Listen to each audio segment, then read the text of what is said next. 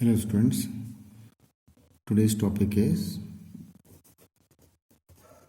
some related Boolean terms. Now the first Boolean term is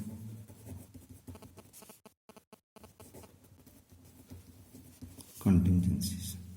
The contingencies is the propositions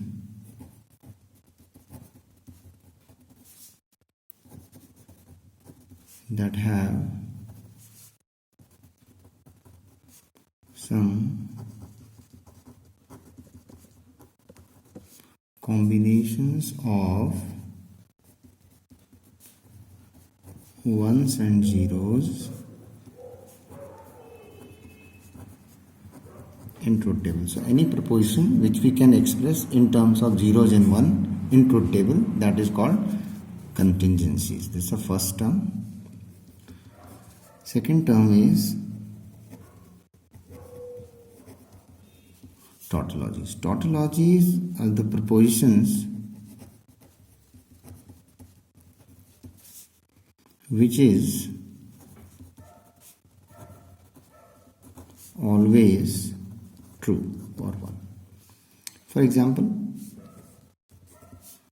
we have a propositions here x or x naught. Now x or x naught will always be 1 or true. You can see with the help of in this example of truth table. So we'll understand with the help of truth table. If x is a term, its possible values are 0 and 1, and x naught will be 0, will be 1. This is 0.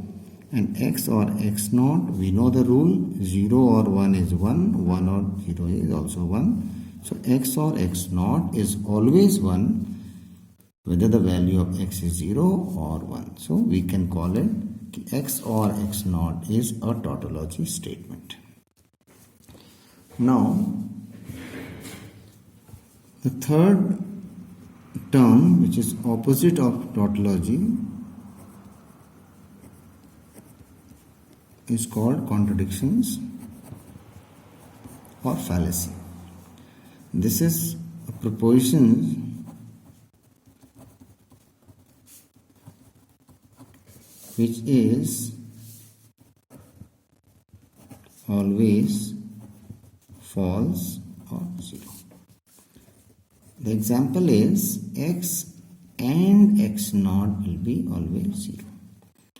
See in this truth table, x is 0, 1, x naught will be 0, then it's 1, it's 0, and x and x naught will be 0 and 1 is 0, 1 and 0 is also 0.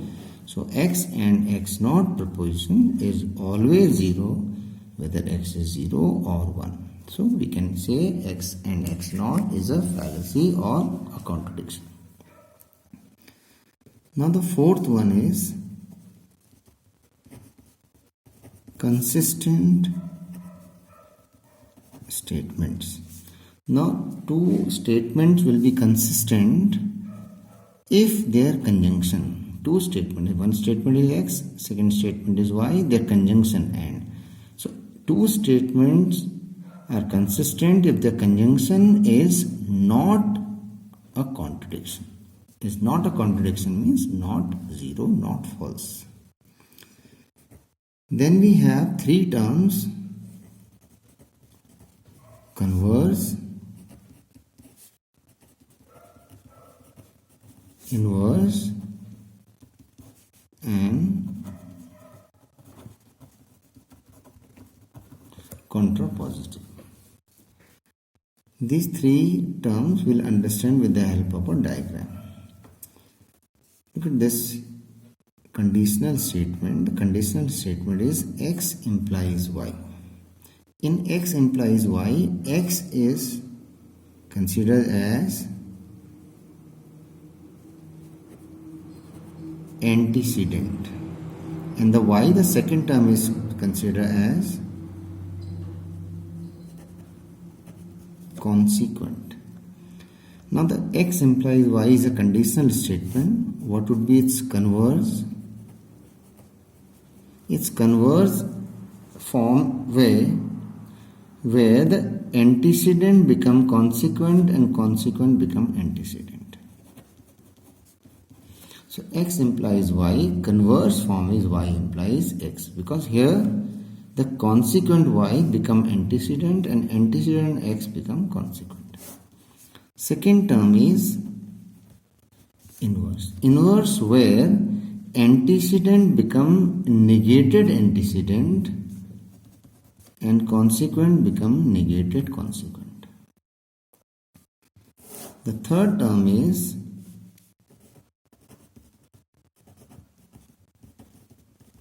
contrapositive where antecedent become negated consequent and consequent become negated antecedent. So x is antecedent that become negated consequent, y is consequent.